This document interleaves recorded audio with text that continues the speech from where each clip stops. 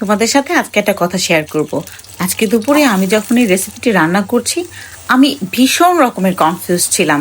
আদৌ কি রান্নাটা খেতে ভালো লাগবে, খাওয়া যাবে নাকি ভালো লাগবে না। তারপর রান্না করার পরে আমার ধারণাটাই পুরো চেঞ্জ হয়ে গেল। গতকালকের ভিডিওতে আমি বলেছিলাম আমার হাজবেন্ড বাজার করতে গিয়ে অনেকগুলো টক ফল কিনে নিয়ে এসেছে, আর সেগুলো দিয়ে গতকালকে আমি জেলি বানিয়েছিলাম, যেটা তোমাদের সাথে আমি শেয়ার করেছিলাম। আমার বাচ্চারাও কিন্তু জেলি খেতে খুব পছন্দ করেছে। আর আজকে আমি টক ফল দিয়ে রান্না করছি, টক ফলের টক।